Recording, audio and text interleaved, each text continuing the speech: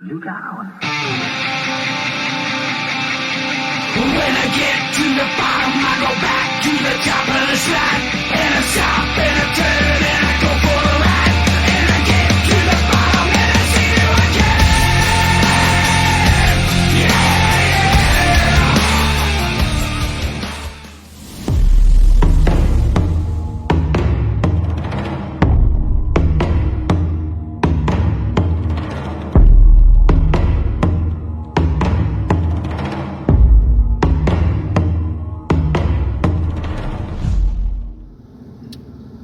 So for today's expedition, we don't have any one set location, which is why I can't set one at the beginning here.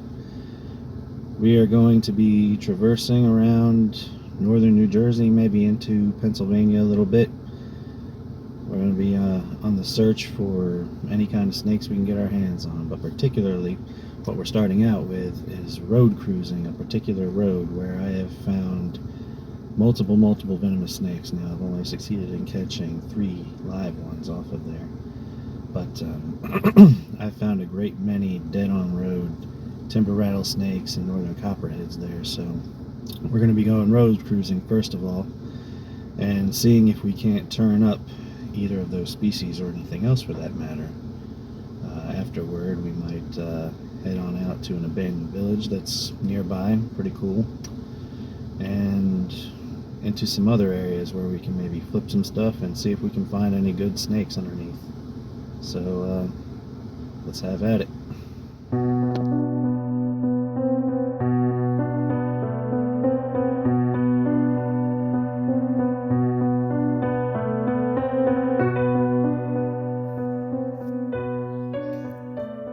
So it's been about 3 miles of hiking since we set out in the beginning here.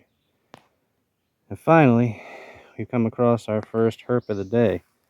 I was beginning to lose faith because I wasn't even seeing toads. But now we've got... No. We have a juvenile eastern milk snake.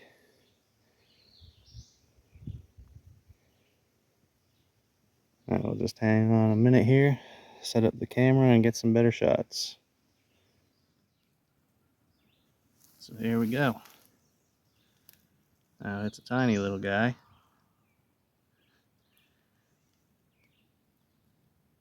Very wonderful looking little snake. You can see those very clear red saddles, almost gray markings, almost corn snake like in appearance.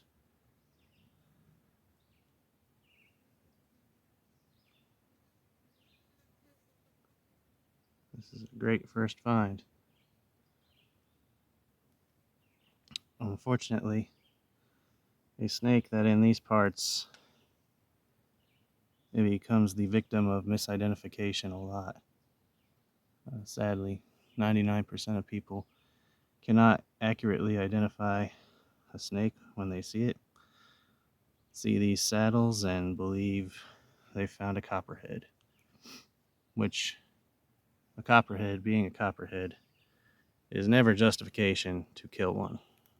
But in their mind, there is a perceived danger and they must take it out.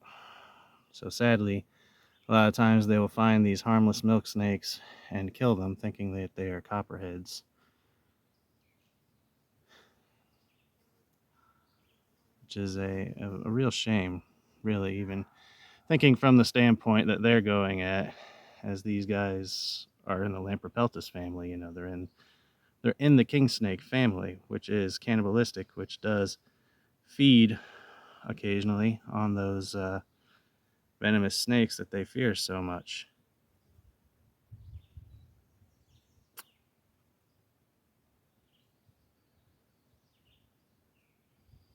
But yeah, this is awesome. Oh, you're beautiful. Well, as usual, we'll get our photos of this little guy. I'll send him on his way.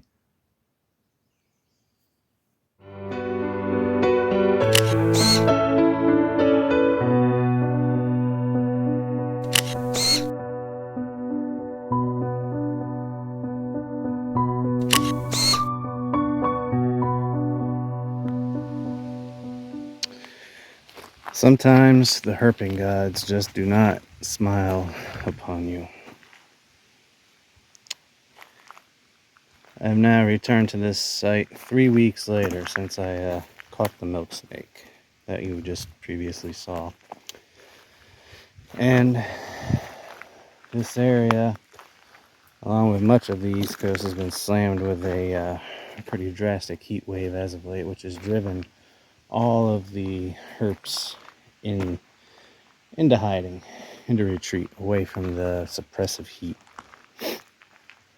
As a result, now that I'm back to this location we were last in for that, I have tried out a different branch of the same trail we were on, and I have found a veritable herper's paradise here. As you can see, all of this cover, all of this tin, this should have reptiles and amphibians galore within it. But I have just gone through and I have flipped everything, of course, putting it back as I found it, as any good herper should do. And there is not a single thing under any of this.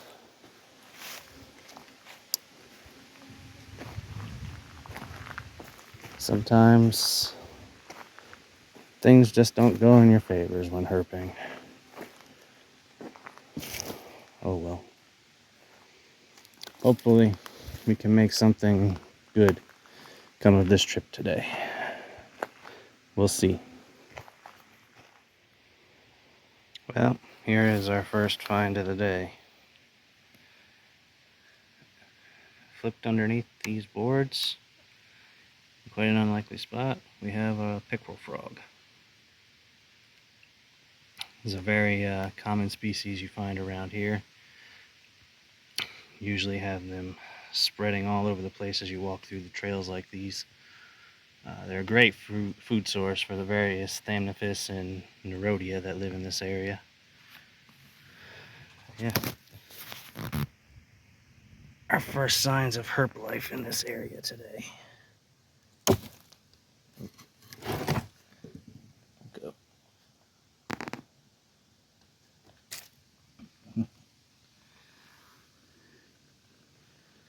Well, often where there are pickerel frogs, like I said, there are garters and waters, so let's hope for some of that to emerge. Alright, now we're starting to get somewhere. A short distance up the trail, which I didn't realize there was way more of this cover to explore than what I had a moment ago. Right after finding the pickerel frog, I found this tin to flip here, and I found our first snake of the day. And this guy. It is a northern ringneck snake.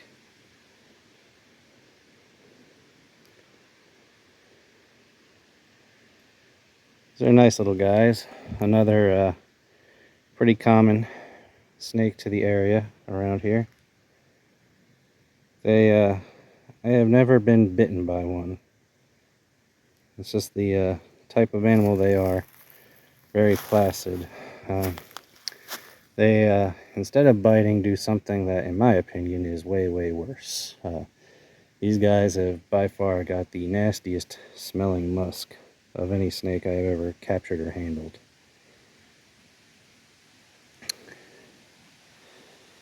And a little bit of a cool thing about these guys, so you see that nice orange colored belly, is it is speculated that these guys may actually be rear fang venomous.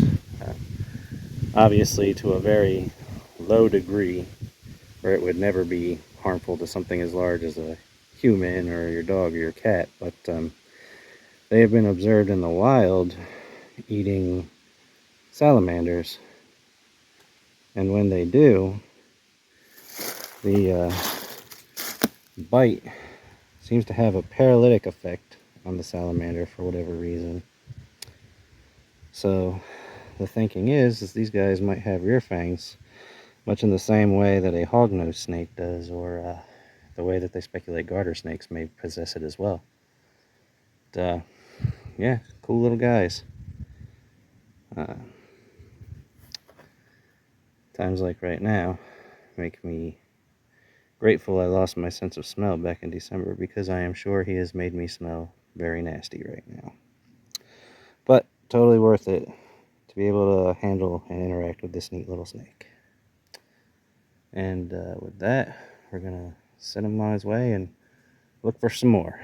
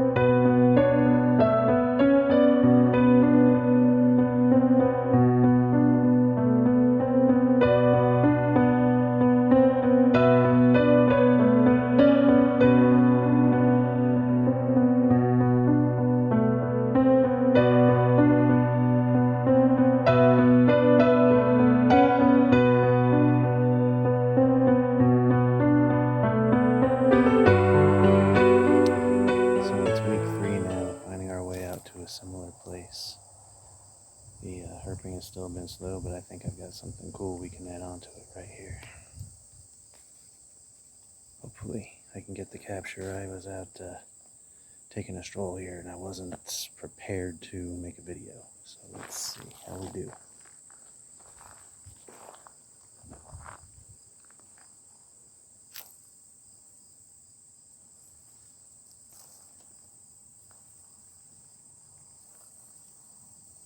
See him there working his way up the tree. Got an eastern rat.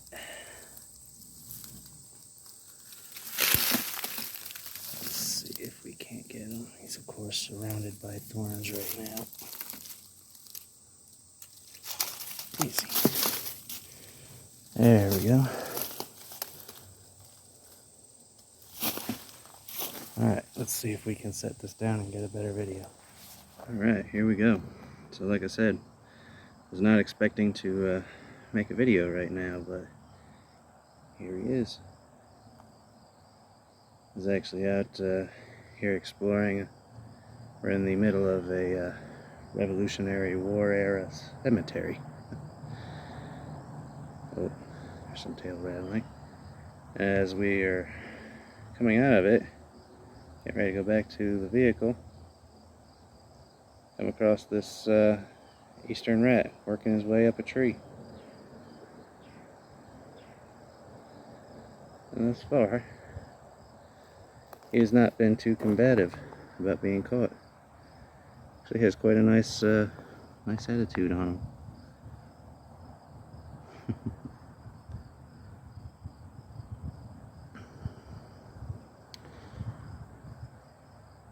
Yeah. What I find interesting these days with these guys is the recent reclassification that the North American rat snake family has undergone.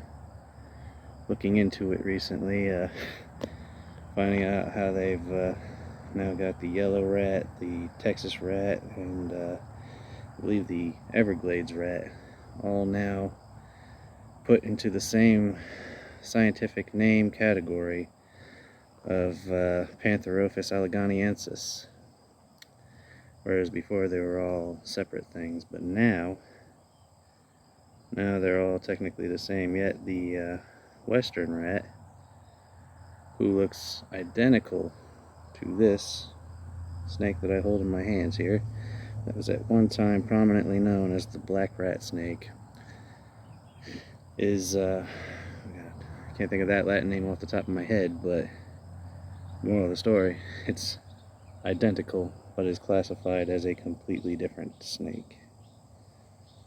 Just interesting. But a nice unexpected find while taking a stroll through the cemetery.